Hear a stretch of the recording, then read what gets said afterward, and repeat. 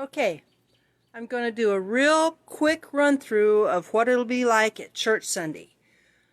First of all, unless you are playing the piano or preaching the sermon, please do not go in any door except the one at the top of the ramp. Stay 6 foot apart, so like top of the step to the door. These doors will be propped open so you don't have to touch them. There's a blue line, that's another 6 foot. If you have brought offering, there's an offering plate right there. We won't be able to pass a plate. It's Peace with Justice Sunday, so if you want to put something in an envelope and drop that in there, that'd be great. Then the next 6 foot is where the hand sanitizer is.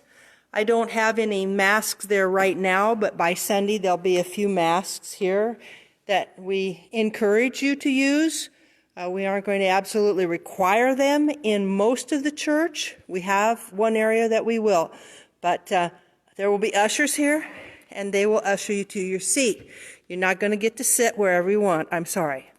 You might notice in the pews we have some little smiley faces. We have taken a 6 foot rope, and Roxy and Diane James and I zigzagged through the entire sanctuary and measured 6 foot increments so that if you're sitting with a smiley face in front of you, you're 6 foot from everybody else. Which means, of course, that in some of these shorter pews, nobody can sit there. You see how that is? Taped off. They'll usher people to the front first because in order to make sure that you don't have to walk past anybody. So, now,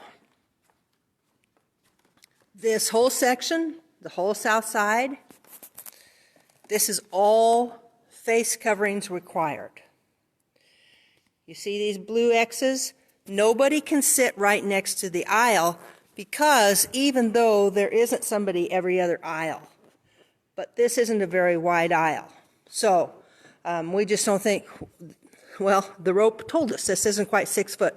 So nobody can sit right next to the aisle there.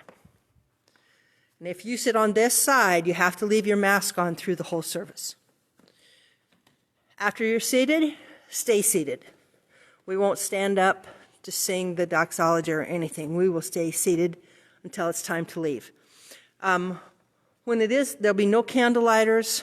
I'll light the candles from up on the chancel. There are a few seats available clear away from the congregation where you could still maybe see in here. And there are a few seats in the glass room that would be even more socially distanced, you know, if you're really nervous. However, you'd want to stay away from the bathroom area because we have to let people come into the bathroom, obviously. So, when the service is over, it'll kind of go the same, only backwards. The ushers will leave, they'll prop open the doors and squirt their hands with hand sanitizer and leave. And then I will stand at the pulpit and I will excuse you 1 row at a time in 6-second or 10-second increments so that everybody stays 6 foot apart. Now, if you're in the same family, you obviously don't have to be 6 foot apart. I mean, that's a no-brainer, right? And some of you, I won't mention names, I know that Grandma and Grandpa and Mom and Dad and everybody have been together in the same house a lot, a really lot. And I know that, and I'm not going to make you all 6 foot apart. But if you're not in the same family, then I am going to, try to keep you guys at least 6 foot apart. And as I said, there will be masks provided. If you have one, it's a good thing to just bring your own. And I would really like you to wear them at least until you get seated, and again as you exit. And, use your own judgment on everything except the south side. If you aren't willing to leave your mask on the entire time, don't sit over here. There'll be no fans on in the ceiling. So the air conditioner we're going to leave run.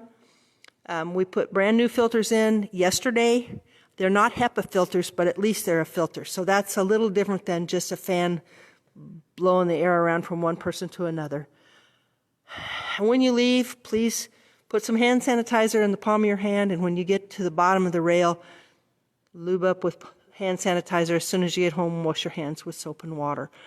We're going to try to be as careful as we can possibly be, but also as welcoming as we can be under the circumstances. There will be no bulletins, and you might notice there's no hymnals. There'll be a screen in the choir loft that everybody can see, and we'll put the lyrics of all the songs up there. Congregational singing is, well, it's discouraged. We sure don't want you belting it out like an opera singer. However, especially if you have a mask on, it's not really an issue, and I'm not going to let anybody stand up. So we'll kind of play that by ear. Okay. I guess that's kind of a wrap-up. And hope to see some of you Sunday. If you have health issues, use your own judgment. Use good sense. And please, if you don't feel well, or if you have a cough or sore throat or a fever, please don't come to church. Come on, give us a break here. If you've traveled out of state, I don't mean Sabetha or Rockport or, Percival, Iowa to the truck stop for pancakes.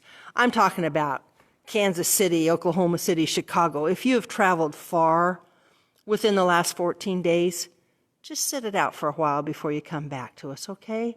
We miss you, but we don't want to get sick either. So use your own judgment, and there'll be no Sunday school, not adult or children. Of course, this time of year we wouldn't have children's Sunday school anyway, but no adult Sunday school at this time either.